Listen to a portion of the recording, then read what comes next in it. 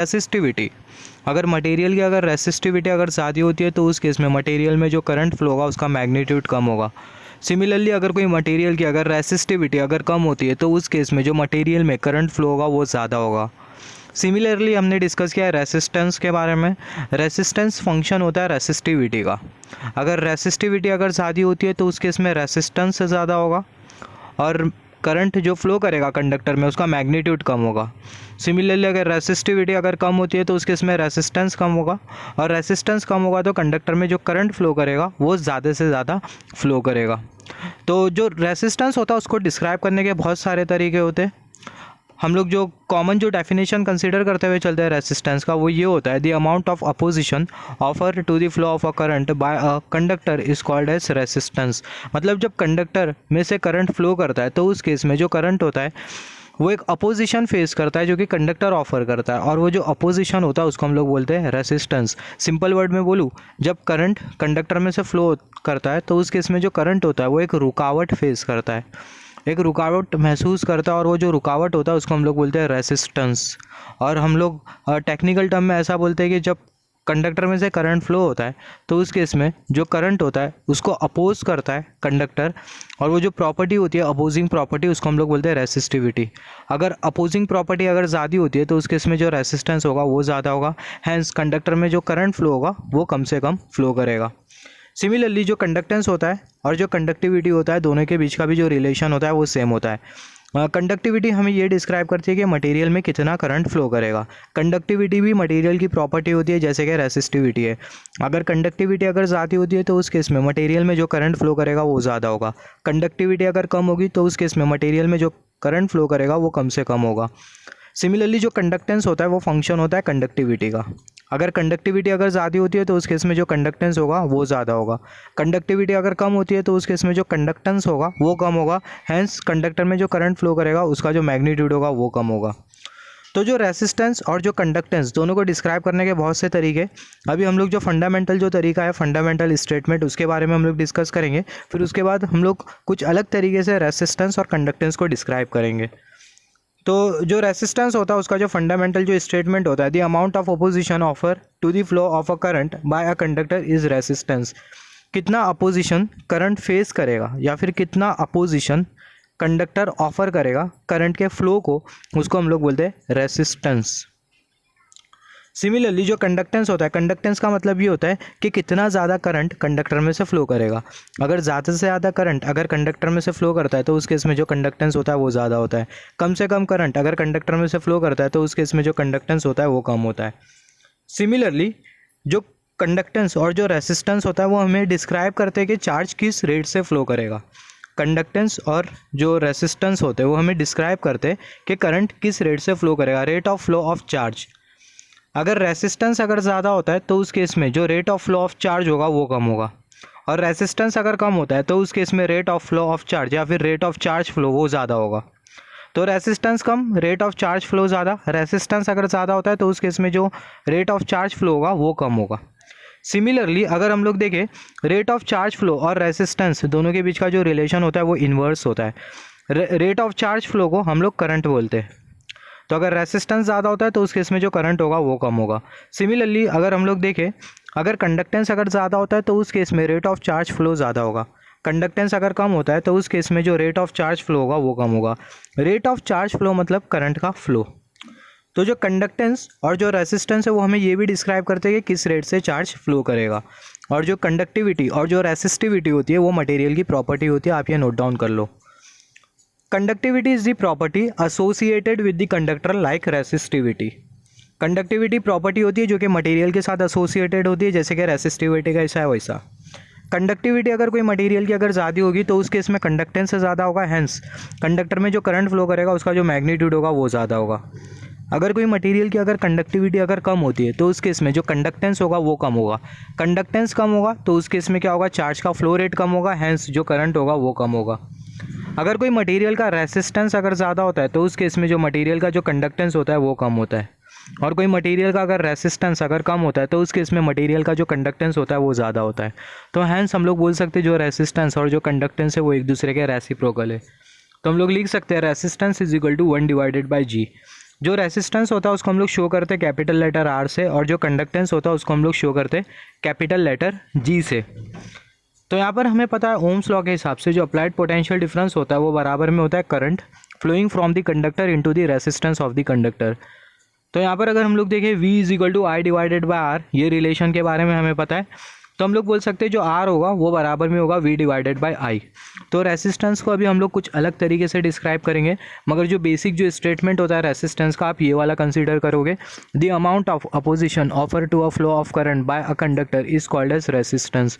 और कंडक्टेंस के लिए ये वाला स्टेटमेंट, अगर आप चाहे तो ये वाला भी स्टेटमेंट यूज़ कर सकते हैं, मगर आपको एक्सप्लेन करना पड़ेगा थोड़ा। तो यहाँ पर अगर हम लोग देखें जो रेसिस्टेंस होगा बराबर में होगा V डिवाइडेड बाय आई के। इसका मतलब क्या, यूनिट एम्पियर करंट फ्लो कराने के लिए हमें कितना अप्लाइड पोटेंशियल डिफरेंस प्रोवाइड करना पड़ेगा। अगर यूनिट एम्पियर करंट फ्लो कराने के लिए अगर हमें ज़्यादा से ज़्यादा पोटेंशियल डिफरेंस प्रोवाइड करना पड़ रहा है तो उस केस में जो रेसिस्टेंस होगा वो ज़्यादा होगा। यूनिट एम्पियर करंट फ्लो करवाने के लिए अगर हमें कम से कम पोटेंशियल डिफरेंस प्रोवाइड करना पड़ रहा है तो उस केस में जो रेसिस्टेंस होगा वो कम होगा। यहाँ पर हमने एज्यूम किया ये है कंडक्टर, ये कंडक्टर के अक्रॉस हमने V पोटेंशियल डिफरेंस प्रोवाइड किया, तो 1 एम्पियर करंट या फिर बोल सकते हैं यूनिट एम्पियर करंट ऑब्टेन करने के लिए हमें कितना पोटेंशियल डिफरेंस प्रोवाइड करना पड़ेगा। अगर यूनिट एम्पियर करंट फ्लो करवाने के लिए अगर हमें पोटेंशियल डिफरेंस का मैग्नीट्यूड ज़्यादा लग रहा है तो उस केस में मटेरियल का जो रेसिस्टेंस होगा वो ज़्यादा होगा।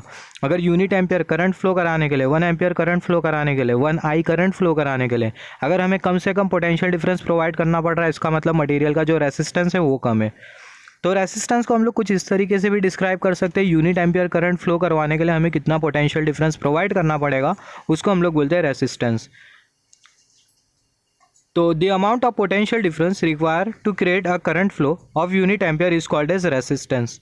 कितना पोटेंशियल डिफरेंस हमें प्रोवाइड करना होगा यूनिट एम्पियर करंट फ्लो करवाने के लिए कंडक्टर में, उसको हम लोग बोल सकते हैं रेसिस्टेंस। सिमिलरली अभी हम लोग कंडक्टेंस को डिस्क्राइब करेंगे। जैसे कि हमें पता है जो रेसिस्टेंस और जो कंडक्टेंस दोनों के बीच का जो रिलेशन होता है वो कुछ इस तरीके का होता है। जो रेसिस्टेंस होता है वो रेसिप्रोकल होता है कंडक्टेंस का, R is equal to 1 divided by G. तो यहाँ पर R के जगह हम लोग पुट कर देंगे 1 divided by G is equal to V divided by I, G is equal to I divided by V। तो कंडक्टेंस का मतलब ये होता है कि कितना करंट फ्लो करेगा यूनिट पोटेंशियल डिफरेंस प्रोवाइड करने पर। अगर यूनिट पोटेंशियल डिफरेंस प्रोवाइड करने पर जो करंट फ्लो कर रहा है अगर उसका मैग्नीट्यूड ज़्यादा है, इसका मतलब कंडक्टर का जो कंडक्टेंस है वो ज़्यादा है। यूनिट पोटेंशियल डिफरेंस प्रोवाइड करने पर जो करंट फ्लो कर रहा है उसका मैग्नीट्यूड कम है, तो इसका मतलब जो कंडक्टेंस होगा वो कम होगा।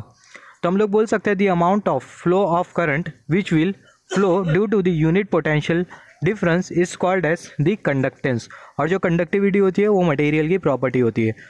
तो अगर आपको रेसिस्टेंस और रेसिस्टिविटी और कंडक्टेंस और कंडक्टिविटी में अगर आपको अभी तक डिफरेंस नहीं पता चला तो आप सिंपली ऐसा बोल सकते हो जो रेसिस्टिविटी होती है वो मटेरियल की प्रॉपर्टी होती है, जो कि हमें ये डिस्क्राइब करती है कि मटेरियल में कितना करंट फ्लो करेगा।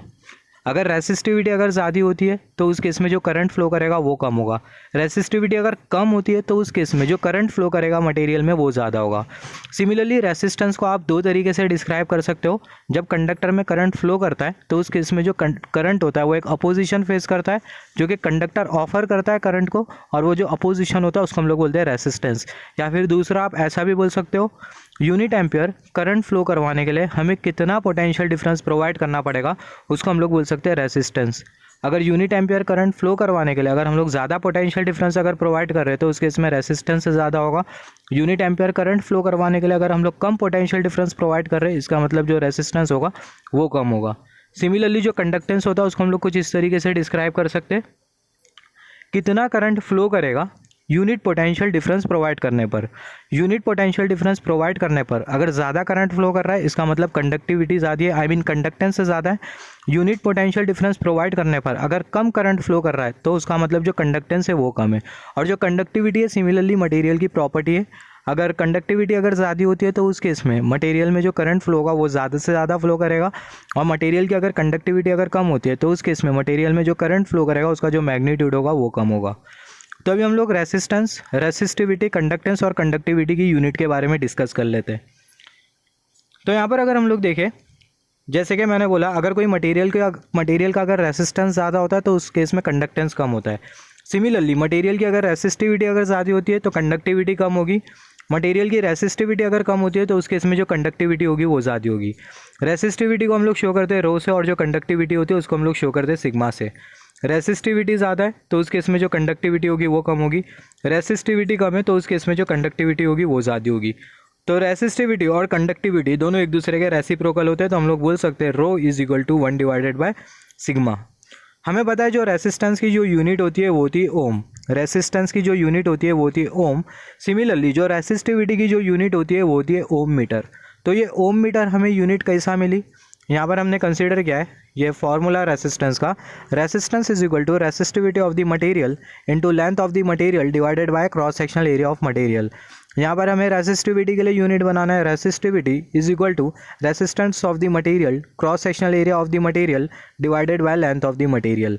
यहाँ पर ये जो ए है उसको हमने न्यूमरेटर में कंसीडर किया और रेसिस्टिविटी के लिए हम लोग इक्वेशन बना रहे, और जो रेसिस्टेंस है उसको हमने क्रॉस सेक्शनल एरिया के साथ कंसीडर किया। तो जो रेसिस्टेंस की जो यूनिट होती है वो होती है ओम, एरिया की यूनिट होती है मीटर स्क्वायर, और जो लेंथ की यूनिट होती है वो होती है मीटर। न्यूमरेटर में 2 मीटर है, डिनोमिनेटर में 1 मीटर है, तो न्यूमरेटर से 1 मीटर चले जाएगा, डिनोमिनेटर से 1 मीटर चले जाएगा, अल्टीमेटली न्यूमरेटर में 1 मीटर मिलेगा हमें। तो जो रेसिस्टिविटी की जो यूनिट होती है वो होती है ओम मीटर। सिमिलरली जो कंडक्टेंस और जो कंडक्टिविटी की जो यूनिट होती है वो रेसिप्रोकल होती है रेसिस्टेंस और रेसिस्टिविटी के यूनिट की। तो यहाँ पर अगर हम लोग देखें जो कंडक्टेंस की जो यूनिट होगी वो रेसिप्रोकल होगी रेसिस्टेंस के यूनिट की। रेसिस्टेंस की यूनिट होती है ओम, तो जो कंडक्टेंस की जो यूनिट होगी वो होगी पर ओम, जिसको हम लोग कुछ इस तरीके से शो कर सकते हैं पर ओम, और इसको हम लोग कुछ इस तरीके से भी शो कर सकते हैं पर ओम। पर ओम को एक और एक नाम से जाना जाता है जिसको हम लोग बोलते हैं महो, और उसको हम लोग उल्टे ओमेगा से शो करते हैं। यहाँ पर हम लोग देख सकते हैं उल्टे ओमेगा से हम लोग कुछ इस तरीके से शो करते हैं।